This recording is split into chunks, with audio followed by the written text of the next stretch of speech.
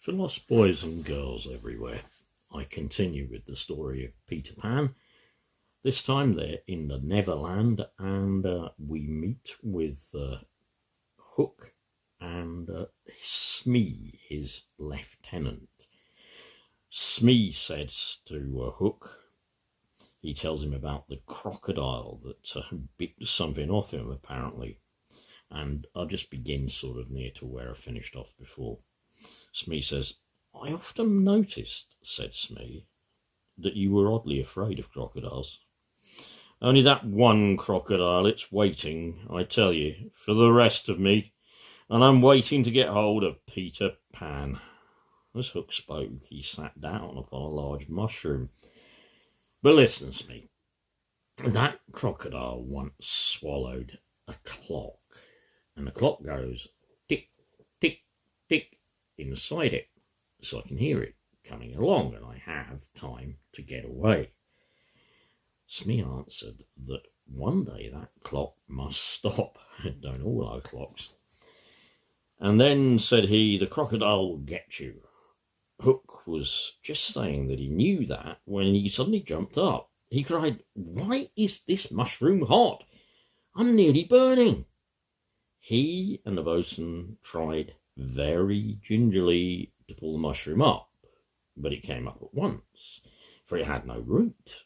There was a hole where it should have been, and smoke came out of the hole. No wonder Hook felt hot. The mushroom was a stopper of the lost boys' chimneys. And the two pirates could hear the lost boys chattering gaily down below. The home underground had been found at last, and soon Hook noticed that even the the 7 hollow trees. He stood thinking for a long time, making a plan to trap the lost boys while Peter was away. He told Smee it was like this. We'll go back to the ship and cook a large, rich cake with green sugar on it. Probably different to brown sugar. We'll leave the cake on the shore of the mermaids. I see a plan developing. On the shore of the mermaids' lagoon, rather. The mermaids don't actually own the shore. They just live off a lagoon. Yep. And when the boys come to play with the mermaids, they'll find it. They'll have no mother. Oh, poor lost boys, you don't have a mother. So they don't know it's dangerous to eat rich, damp cake. And they'll go and gobble it up. And they'll die. Ah, ah, ah. Hook and Smee laughed and danced with joy and thought of this wicked plan. It is wicked, isn't it? And they began to sing the pirate's song. But they heard a little wee sound. They stopped to listen. It certainly was. Tick, tick, tick, tick. It was the crocodile. Hook ran away in a terrible fright. Smee was not so frightened because the crocodile was not going after him, but he ran away too. The lost boys, little thinking that their enemies had been listening down their chimney, came up into the open air again. Nibs was not there. Hey, where are you, Nibs? But directly afterwards he rushed up to them. A pack of wolves was close behind, baying and hanging out their tongues at Nibs. He fell upon the ground and cried, Save me! Save me! That was easier said than done. The boys had to think as fast as anything. Not easy when you're a boy, because wolves were not waiting to drink at all. They said to each other, What would Peter do? What would Peter look at them? What would Peter look at them through look at them through his legs? And they bent and doubled backwards as the wolves, looking at them, were looking through their legs. The wolves saw 5 pairs of eyes looking angrily at them upside down, and they were so worried that they fled. So in other words, in a situation like that, put your head between your legs, look behind you, and frighten them off. When Nibs had got his breath back, he said, I've never seen such a wonderful thing. There's a great white bird flying this way, and as it flies, it moans, Poor Wendy. There are birds, I remember, called Wendy's, said Slightly.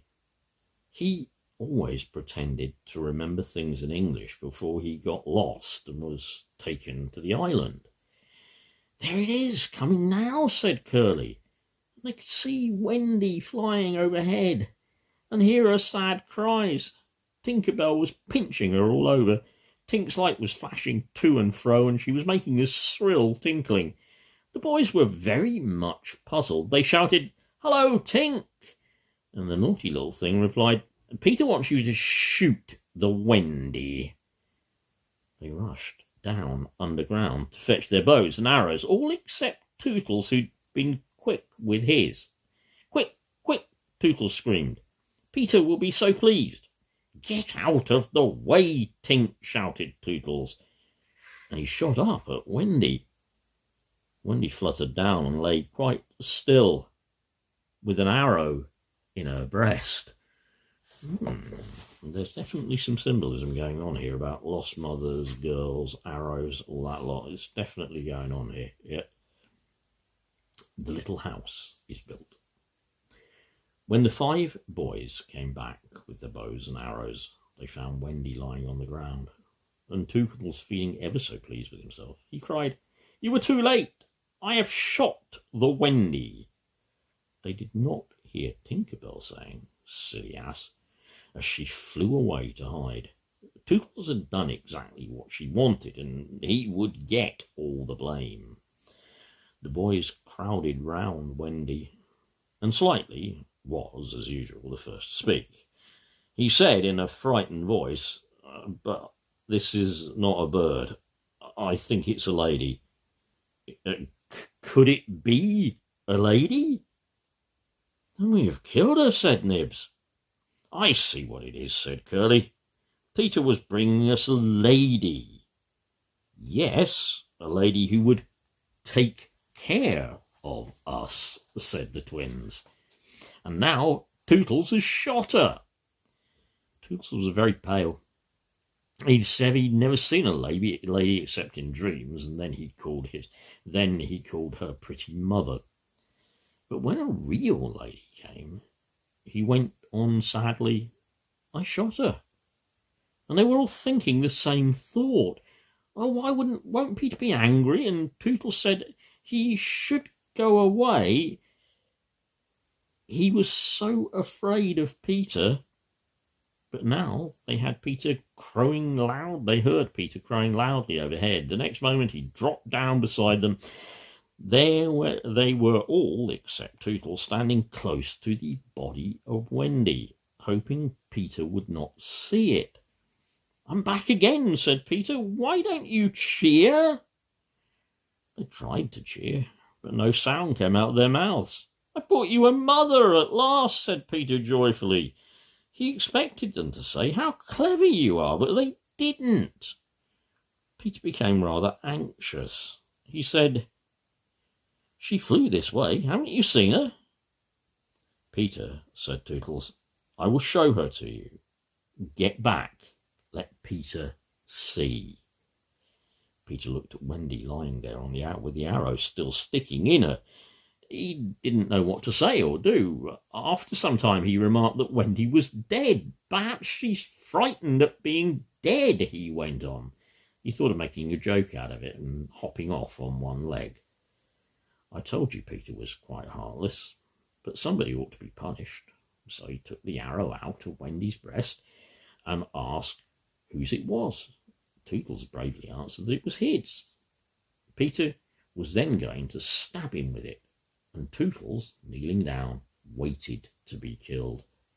He was sure he deserved it, but somehow Peter could not make up his mind to kill Tootles.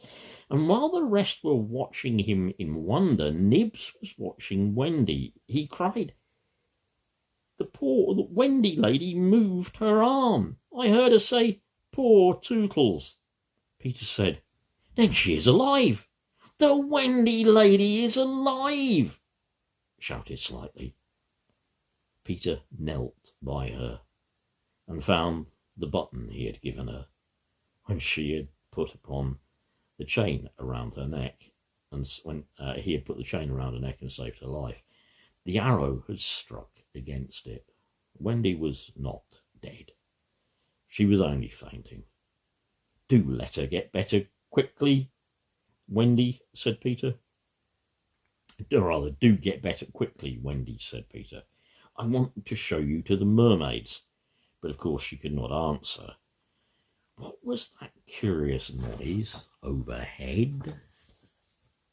And there we leave it, as the Wendys have become Wendy, who has been killed, apparently, by an arrow. Note the very symbol of an arrow, and has in fact not been killed at all by this arrow, by this imposition upon her, into her.